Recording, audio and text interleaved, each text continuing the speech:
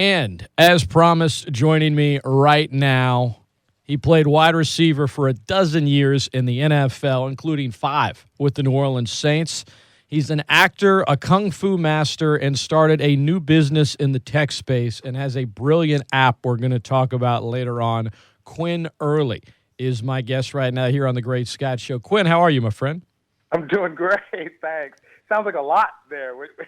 We got a lot to chew on, man. But before we talk kung fu and how the tech business is treating you, got to talk a little football with you. When the Saints signed you back in '91, that was a great season. I mean, first divisional championship in franchise history. You guys claimed the NFC West. What was that first year like for you in New Orleans following a couple of seasons with the Chargers? I'll tell you, it was pretty amazing. Once I left the Chargers, I wasn't exactly sure what I was going to do. Took a few trips, met with different teams. Once I went to New Orleans, and then I sat down and I talked to Jim Fink, and right then and there I knew. I was like, this is the place. I called my wife, and we discussed it, and it was just one of the greatest decisions I ever made. Loved playing there. That was a phenomenal season, like you said, by the way. And I have so many great memories there, and I still consider New Orleans my town, and I'm there all the time, and it was just a great experience. Quinn Early, our guest. Eric Martin was your teammate then. I mean, a guy that played at LSU, played a long time at receiver. Were you guys close as teammates? Was there a competitive nature? What was your relationship like with Eric? I don't think it was too competitive. I think that we were after the same goal, right? And that's always to win a championship. And he was a great player for that organization, one of the best ever. And it was a pleasure watching him work. And I think that what happens in the NFL is it's such an every man for himself type business, right? But I think the camaraderie among the wide receivers is really big. I think that it's a healthy competitiveness, but I think that when you have quality players on the team, the only thing it does is it just brings each other up. So I definitely think that his work ethic and how he played, he made me a better player. The Dome Patrol, you played with them, and they're referenced by some as the greatest linebacking core in NFL history. Now, critics will say, well, they never won a playoff game. How can you rank them? You were teammates with these guys. You practiced against them at a time, Quinn, when, you know what, they were allowed to be a lot more physical in practice. There was a lot more hitting going on.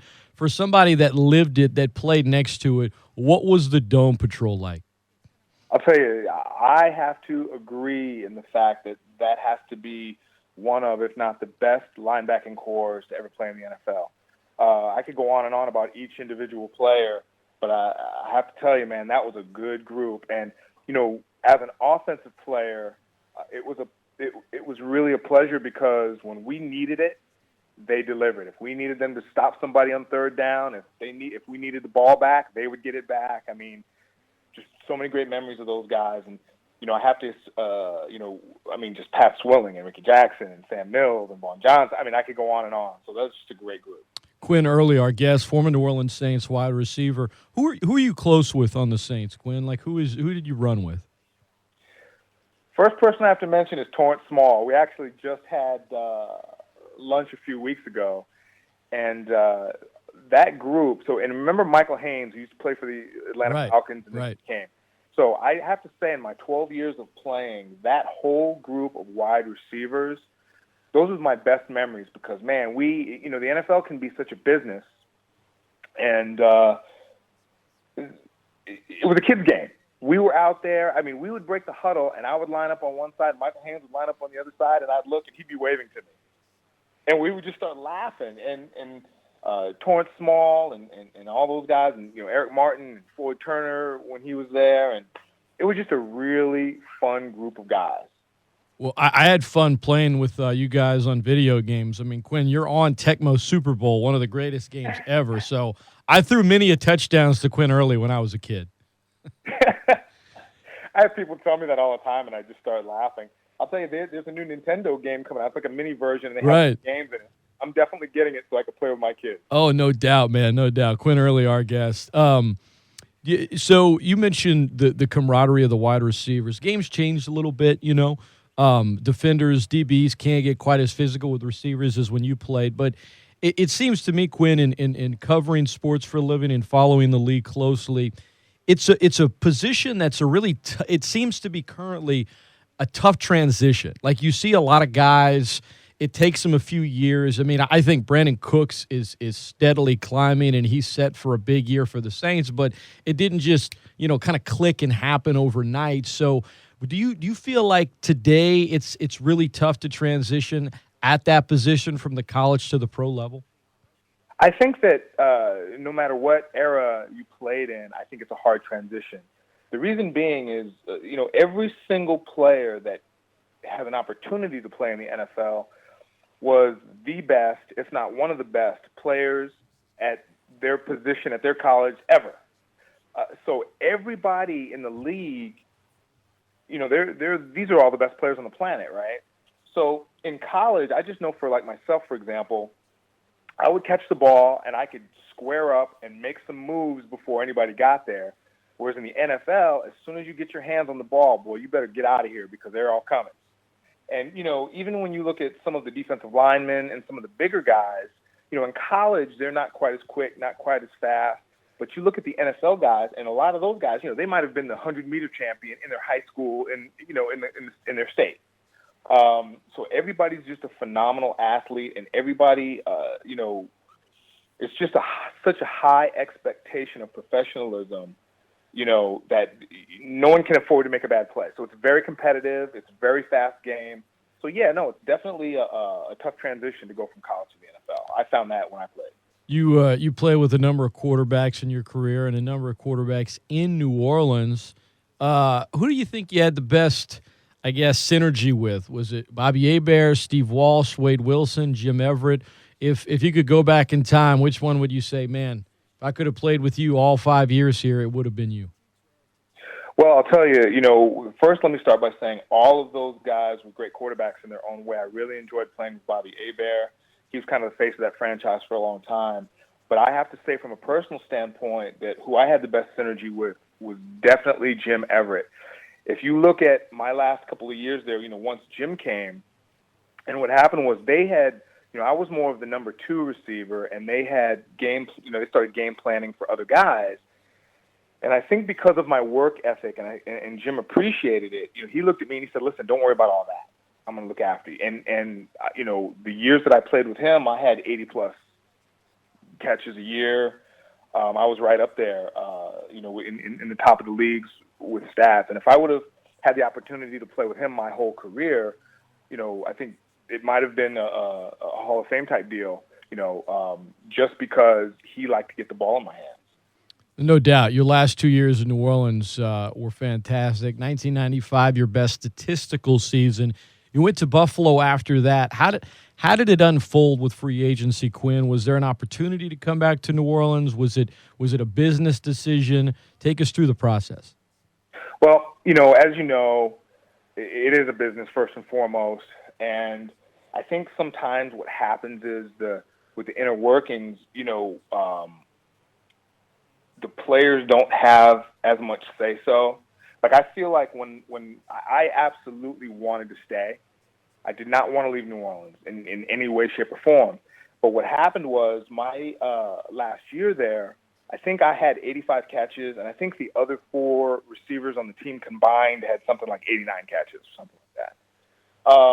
And I just told them I just want what the other guy is getting, which the other guy being Michael Haynes. I didn't say I have to have, I didn't want to be paid more than anybody in the league. I just said, listen, I just want what's fair. And if I get what the other starting receiver gets, then that to me would be fair. And they just could not do it. And then what happened was, they were like, well, we tried to negotiate with him, but he just didn't, and as a player, I think what's frustrating sometimes is you have to smile and just take it, because if you complain, now you're a bad apple. Oh, he's got a bad attitude, that type of stuff. Sure. So I don't think that they believed at the time that anybody else would give me a substantial contract. And at the time, I was, I think, 29 or 30 years old, and Buffalo offered me a good contract. So I had to think of, okay, I'm probably only going to play it 4 or 5 more years. I have to think about my future, my family, things like that. So unfortunately, I had to leave, but I think about it all the time. What would have happened if I would have stayed in New Orleans? And I really wish I could have stayed, because to this day, I'm a diehard Saints fan. I loved being there, and I still root for that team. Good stuff, Quinn Early. Well, I'll close with your time in New Orleans on this. You mentioned the name Jim Fink earlier, Pro Football Hall of Fame, and did so much for that organization, and you dealt with him when you signed with the team, and Jim was no longer there. He had passed away, and so you weren't dealing with him at the end there. Not to call anyone out in the front office or anything, but you were dealing with somebody else, and a lot of people that follow the franchise closely, Quinn. There's how do I put it? So there's a deal on the website right now, right? The Saints website, where they have their Mount Everest, and you can choose some people from the organization over time to put on it. That. and they need to make Quinn Early an option, by the way, but they don't have, like I think in talking to fans that have followed this team for so long, if I open up the phone lines with that topic, inevitably I'll get a lot of listeners that use the name Jim Fink and how much he did. So I'm sure with your agent maybe dealing with somebody other than Jim Fink, maybe things would have been a little different too had he been around, I guess is what I'm getting at. Yeah, I think so. And again, I don't want to knock anybody. I just felt like, and again, it's a business, right? Right. So I just felt like at the time, I was painted as somebody, he's just leaving for the money. When that just wasn't the case. Like I said, I loved it there, but I also had to protect myself, because unfortunately, it's a high risk profession. People get injured, right? If you blow a knee out or something, they carry me off the field, and they just snap another player in, and it's not that big a deal, to anybody. So, I had to think of my future with my family, those types of things. Absolutely, but, absolutely. Absolutely. I think Jim Fink definitely belongs on that Mount Everest. I can't really speak to anybody else. I use the word Mount Everest. I'm sorry, Mount Rushmore. That's my fault. Mount Rushmore, I mean. I watched Everest recently. It's on my mind. My bad. Yeah, Mount Rushmore, right. So the 2009 Super Bowl, you said you still root for the Saints. Is that like, I mean, you played for the Bills, the Jets, the Chargers, and the Saints. The Saints are the team you still root for today, or do you kind of root for all 4 franchises? Really, when I watch the games on Sunday, I just want to see a good game. But if I have to root for anybody, it would definitely be the Saints, because I think that they're the best fans on the planet. Good stuff. Remember, when we weren't doing so well, boy, that stadium was still full. And, you'd see the fans on the street, and they would say, "Oh, we love you guys." You know what I mean? Whereas I don't necessarily know if everyone does that in every city, but I just know that the Saints are the greatest fans ever. Quinn Early, former New Orleans Saints wide receiver, our guest. Well, I didn't plan on it, but I mentioned the movie Everest a minute ago, and it's a movie with a lot of stunts in it, right? And post-football, the transition is tough for a lot of guys, Quinn, as I'm sure you've witnessed, and I don't know how the transition was for you, but I have done some research on things you've done post-football, stunt double being one of them. So take us back to whenever you realized, okay, this is it, after 12 years, it's been a good run. I got to move on to the next step. Did you know what you were going to do? How ready were you for it? And how difficult was that transition? Well, first, let me start by saying I think that the transition wasn't that hard for me, only because I always approached football. I was very fortunate. I was blessed with the genetics to be able to do it. I always felt like it was something that I did, but it wasn't who I was. So in other words, I loved it. I worked hard at it. I was very thankful for the opportunity, but I also knew I had other interests. So the transition wasn't that hard. I did dabble in a couple of things. I did some speed training for a while. I love working with kids. I actually still help coaching. I help to coach at a local high school here in California. I worked for a sports nutrition company for a little bit, so I learned a lot about business there. As far as the stunt thing goes, a buddy of mine from college did really well in business. He's a movie producer. He asked me, he said, "Why don't you come out and be in my movie this weekend?" And I was like, "Oh, all right, I guess." And so I went. Next thing I know, I was hanging out the back of a truck shooting a machine gun. And then they paid me for it, and I was like, "What? Are you serious? I can play cops and robbers and get paid for it." So I became friends with the stunt coordinator, and he basically laid out the blueprint for me, and I just really worked at it and hustled at it. And it took a couple of years, but it finally took. And I've been doing movies and stunts for the past few years, and it's been a lot of fun.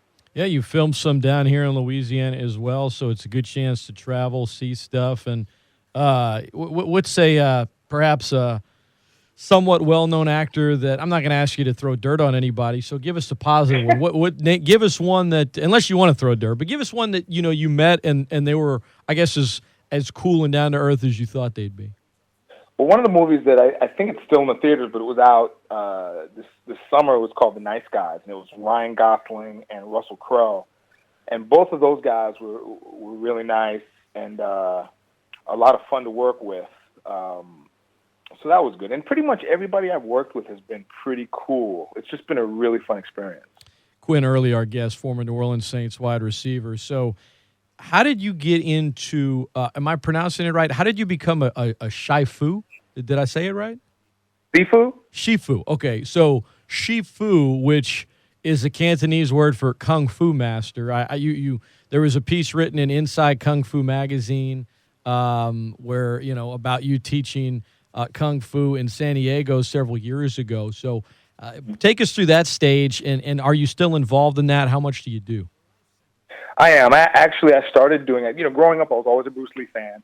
My mom would drop me off in the morning to the Bruce Lee Festival at the movie theater, and then she'd come pick me up, when the sun was going down. And I'd been in the movie theater all day watching Bruce Lee. Did karate growing up. After I graduated from college, got drafted by the Chargers. That first off season, I went down to White Dragon Martial Arts locally in San Diego, and I started to train. And I got to tell you, it really helped my football. It made me a better football player. Hardest thing physically I've ever done. And then once I was retired, I just continued to teach and be a student and learn myself. And 26 years, going on 27 years, I've been at White Dragon Martial Arts, and I still teach. I have about 6 black belt students, and just been a lot of fun. Teaching, mentoring, you mentioned it, whether it's football, whether it's kung fu. I know a couple of years ago you were referenced in a few articles I came across in terms of mentoring JaMarcus Russell, former LSU quarterback with the Raiders.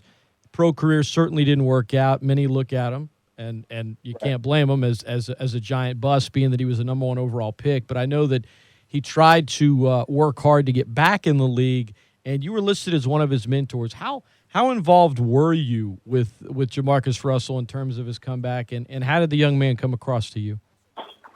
Well, there was actually a program here in San Diego, and they had a lot of the up-and-coming NFL prospects that they were working with, and I had the opportunity to work with that group and work with the wide receivers.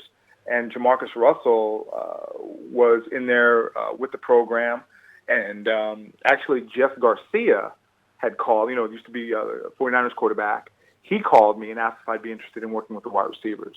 So I was out there, and we were working as a group. And I think, JaMarcus worked really hard. He lost a bunch of weight. He was trying to get back in, and which can be a hard task to do, especially if you've been out of the league for a few years. And so I was part of that. And I pulled him to the side, and I had a couple of conversations with him, and I was rooting for him. I think that he had a bad go of it his first round, his first couple of years in the league, and he was he had grown up a little bit, and he was trying to get back to it, and it just didn't work out for him.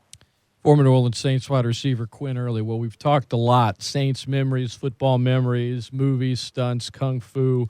But now, Quinn, I know you're a father and divorced, so you're a middle-aged man, and you're trying to get involved in the dating world, but you're not like hitting up the club. So how do you get involved in the dating world? Yeah. So what happened was, after a 23-year marriage, like you mentioned, I got divorced, and once I decided to start dating again, also like you mentioned, I'm a little too old. Like Chris Rock said, right? The guy's he's not too old, but he's a little too old to be in the club. Right. So that was me. A friend of mine had mentioned online dating, so I tried that and had a good experience, met some good people, but there are a lot of pitfalls with online dating. 80% of people who date online lie on their profiles. A woman might say that she's, 40, and then when you meet her, she's really, 57 or whatever. Right. And which is okay, but just be truthful about it, right? Did people? Hey, let me jump in real quick, Quinn. Did people think you were lying when they saw, former NFL player, Kung Fu master? Because it kind of, if somebody swiped and saw that, they might be like, wait a minute, is this true? Well, I didn't put that on my profile. I'm just, okay. I didn't put any of that on my profile. I try to stay pretty humble about it. And, sure. Obviously in conversation, once you meet someone, you talk about what you've done, where you're at in your life and stuff. But, and then also one of the big things is, being a martial artist, I've done a lot of work with women's group, mother-daughters groups, just about how to stay safe in the world. And what I found is that 1 out of every 10 sexual predators in this country dates online. Jeez. So there are 740,000 sexual predators in this country. So 74,000 of them are online daters. And then you read all the time just about the catfishing, the online dating assault, murder, things like that. So my business partner, we actually met on an online dating site, and she told me about her idea, and it just kind of blew my mind. And I was like, wow, okay, so we're going to be business partners. So we decided instead of being a couple, we decided to be business partners. And we built the app Stroovy, which is like a Yelp for online daters. So in other words, if you're online dating and you've been talking to a guy and you decide, okay, I might want to meet him, you come to Stroovy, you put in his username and what dating site he's on, and you can read his reviews. You can also write reviews on past dates that you've had. And you can have friends and family go on and say, hey, my sister Susie is a great girl. She just needs the right man in her life. So I think it's a good thing, and we're trying to change the way people online date. Wow. So it's an app called Stroovy, but the way you phrased it, Quinn, it's like Yelp for online dating. The amount of you're dealing with sort of an unfiltered terrain, right? It's kind of the Wild Wild West, so to speak, the online dating world, in that there's not much control, like you said, is someone being honest, somebody not, and you laid out all the reasons. So to be able to basically go and write a review about someone and their username, and then if you're, whether you're young, whether you're middle-aged, older, whatever, if you're using a tool to perhaps date online, just, go to Stroovy and bam, you can look up whether, it's legitimate, it's good, it's bad. I mean, Yelp reviews for online dating. It's called Stroovy. It's an app that Quinn and his business partner founded. How's it going? I mean, I guess you guys are in the early stages of this thing, huh? We are. We're in the early stages. It's going extremely well. We already have thousands of reviews and users in our database. We're currently in the Apple App Store, and we're working on building out to Android. So if you're an iPhone user, you can get it right now. And again, we're really happy with the success so far. And one of the things that I want people to realize too is that there's some anonymity there, because when you go in as a user and you build your profile, you're just going to create a username for yourself and pick an avatar. So there's no personal information for you as the user. And then as far as when you write reviews, you'll put in their username and what dating site they're on, and then you'll add a picture of them. So there's some anonymity for the person being reviewed. If it's an app like Tinder or Bumble or something like that, then you would just put in their first name and, Tinder, and then you would write your review. So there's some privacy there. So we're really excited about it. Stroovy is what it's called, Stroovy. It is an app. You can now. Quinn Early, former New Orleans Saints wide receiver. Quinn, I hear folks call in sometimes when they read about a former player in the news, and the unfortunate nature of the news is generally if it's a former player that wasn't a Hall of Famer that's every day, right?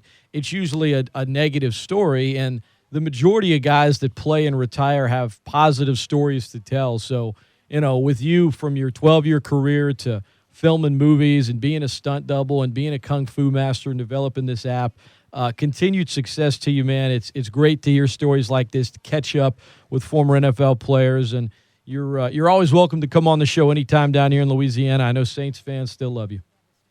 I really appreciate you having me. You got it. That is Quinn Early, former New Orleans Saints wide receiver. And